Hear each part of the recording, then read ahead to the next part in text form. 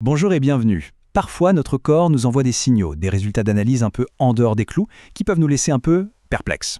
Aujourd'hui, on va voir ensemble comment décoder ces messages et comment y répondre, de manière simple et positive pour reprendre les choses en main. Cette petite phrase, elle est peut-être familière, n'est-ce pas? L'hémoglobine glyquée, qui est en quelque sorte la mémoire du sucre dans le sang sur les derniers mois, est un peu haute.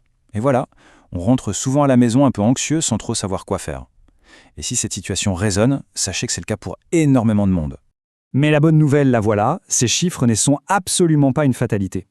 Il faut vraiment les voir comme un message, une sorte de clignotant que le corps nous envoie pour nous donner l'opportunité d'agir en douceur. À ce stade, on a encore toutes les cartes en main.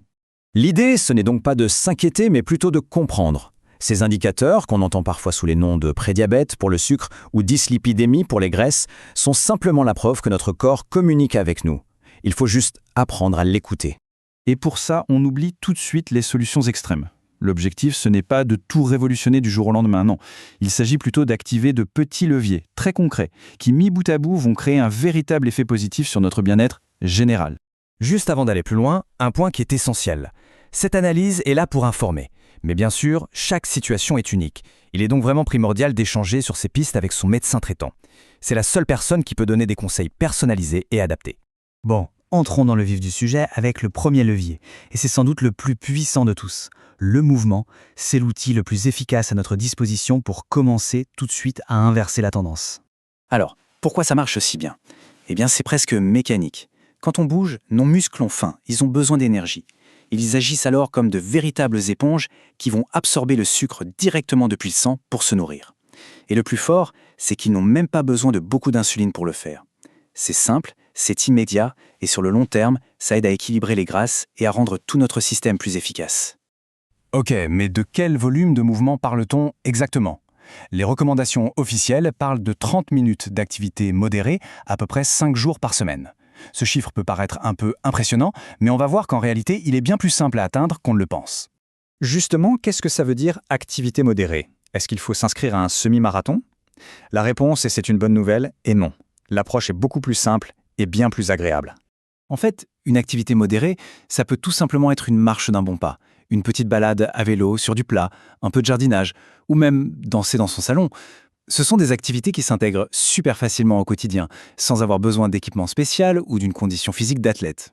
Et s'il n'y avait qu'une seule habitude à adopter, peut-être dès ce soir, ce serait celle-ci, une simple petite marche de 10 ou 15 minutes juste après le repas. Des dizaines d'études montrent que ce geste tout simple permet littéralement d'aplatir le pic de sucre qui suit le dîner parce qu'on utilise immédiatement ce glucose comme carburant.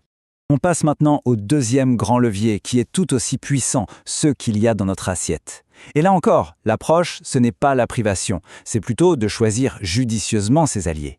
L'idée, c'est de manger mieux, pas forcément moins. La meilleure stratégie, c'est de voir ça comme une balance. C'est souvent plus simple et plus motivant de se concentrer sur ce qu'on peut ajouter. Plus de légumes avec leurs fibres qui ralentissent l'arrivée du sucre, plus de légumineuses, de bonnes graisses. Et ce qui est génial, c'est que presque naturellement, ça aide à réduire la place des produits ultra transformés qui sont souvent trop riches en sucre, sel et mauvaises graisses. Et pour que ce soit encore plus facile à visualiser, voici un modèle d'assiette assez idéal. La moitié remplie de légumes, un quart de protéines et le dernier quart de féculents, de préférence complet. C'est un guide visuel tout bête, mais très facile à mémoriser pour construire des repas équilibrés sans se prendre la tête. Au-delà du mouvement et de l'alimentation, il y a deux autres leviers qui sont souvent sous-estimés. Pourtant, ils ont un impact absolument énorme sur notre métabolisme. Ce sont la qualité du sommeil et la gestion du stress. Le manque de sommeil chronique, ça perturbe complètement nos hormones et ça dégrade la capacité de notre corps à bien gérer le sucre. Donc, viser 7 à 8 heures de sommeil par nuit, ce n'est pas un luxe, non, c'est une véritable action de santé pour notre métabolisme. Le mécanisme du stress, lui, est ancestral. À la base, il est conçu pour nous donner l'énergie de fuir un danger en libérant du sucre dans le sang. Le problème, c'est que le stress moderne, celui d'un email urgent par exemple, déclenche exactement la même réaction. Et quand ce stress devient chronique, notre taux de sucre reste constamment élevé, ce qui, à la longue, épuise l'organisme. Alors, la grande question, par où commencer, concrètement? La clé du succès, ce n'est surtout pas de vouloir tout changer d'un coup. C'est plutôt de choisir une ou deux actions toutes simples pour créer une première dynamique positive. Et pour la motivation, accrochez-vous à ce chiffre, il est puissant. Des études de référence ont montré que des changements de mode de vie modestes, comme ceux qu'on vient de voir, peuvent réduire de 58% le risque de progression vers un diabète. C'est énorme. C'est une efficacité qui est souvent supérieure à celle de certains médicaments.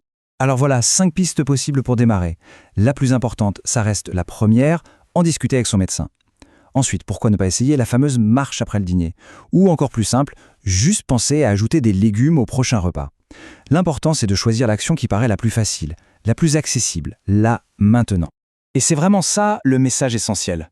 Il s'agit d'avancer un pas après l'autre sans jamais viser la perfection. La régularité est bien plus importante que l'intensité. Chaque petit pas est une victoire, et la bienveillance envers soi-même, c'est le vrai moteur du changement durable. Écouter son corps et en prendre soin, tout simplement.